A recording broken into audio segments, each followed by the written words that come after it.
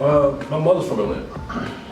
Like I said, my mother was in Pace College here. When she got done with that, she moved back south. I was still here. I stayed here. My two other brothers, my older sister, they went there, went to Atlanta. So when I got there, I was heavy in the street still, quietly, but I was still getting into the music industry. But I was still focusing on trying to play pro baseball also. And what year was that? This was 1988. 1988. So the baseball thing, I want to say around like 1990s.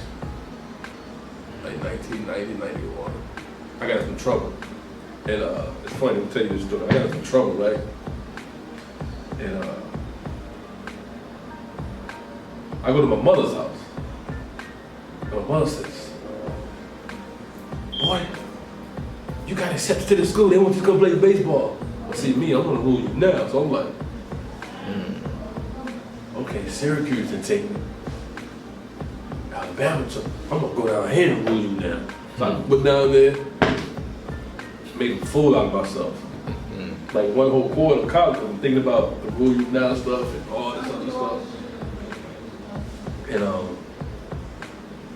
so when I messed that up on rule you now, I just said, you know, I'm not going back to Harlem. Dallas Austin's older brother, at this time they had just started Rowdy Records. He said, don't go back to Harlem. Come to Atlanta with your mom and everybody at. I'm gonna get you a job. Me being stupid, taking things for face value with this much knowledge of self, not really, you know, take heed to it.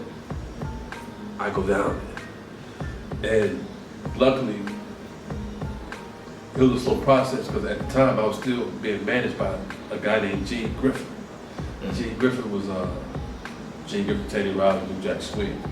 I was around a lot of that. And before that, I was just doing a lot of things. So I just ended up staying in Atlanta. I said, I'm gonna stay. Finished high school here, went to college. I just stayed. So once I came back up here to make sure that my knowledge was right, during this time I got 120 on paper now. I don't got all of it. I only got I gave me the math, alphabet student roll, and 1 to 14. The rest of the shit, but whatever that gave me. Now I'm in a total Medina chamber, so I take that. And the guard said I disappeared, but I'm in Atlanta building. I plan to say you disappeared. Yeah, you about to say that I disappeared, you know. Just disappeared. And when I was in Atlanta, the instruction was totally different, you know, because I knew what Vibe Centers was and how it was, but yet I was still undoable as far as I'm gonna fuck with this. This is my culture. This is it. I'm gonna be God. And it was still a little shaky and roughy, but you know, I always could read. You know, I could read pretty good. So when I read the lessons, man, it was pretty good. So I got into it. And I had a couple people in Atlanta who was shaky and this and that. Then again, I had one or two that was important, that could really make sure that my knowledge was right exact. So that's when I said, this ain't right down here. Something wasn't right. Yeah, something wasn't right down here because it was more of a, how can I say, it was more, nothing against the Muslims. I'm just saying it was more Muslim generated as far as what we teach and how we live. You know what I'm saying? It was like it was bad. How about that? It was bad. It was bad. It was bad. So you say like it was bad. So it was bad. Then again, something good. Well, elaborate on something bad and something good, though. Well, you know, you have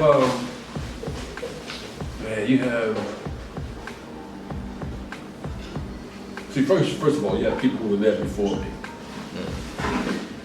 So they already had, you know, their little team or crew or what have you. And I was there also trying to get back up. Trying to put some people into music or whatever while I'm studying my lesson. gate, they already had a structure there. And they had numbers. So I had to go listen to see what they were building about. When I heard what they was building about, it was now cipher.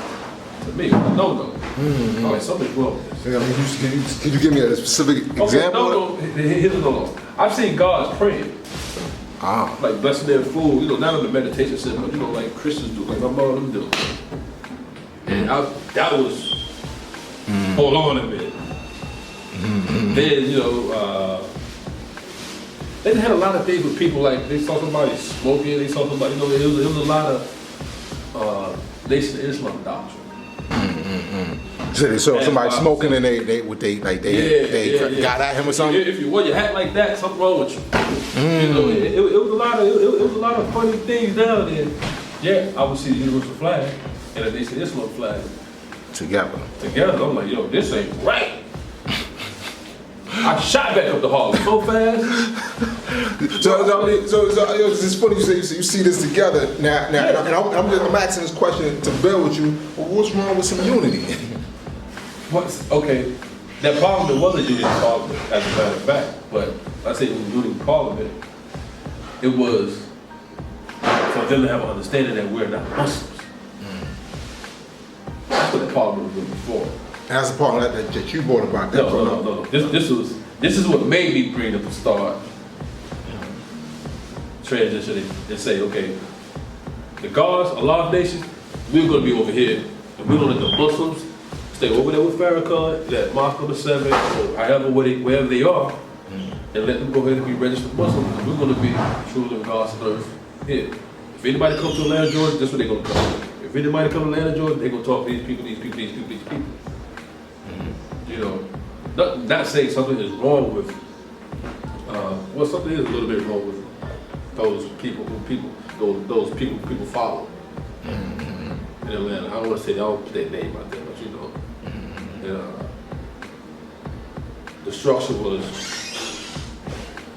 not good, so I had to make a transition with that. You got to change that reality. Yeah, so I came with the idea to come up with some new parliament in Atlanta, because I was down there, If Mecca did this.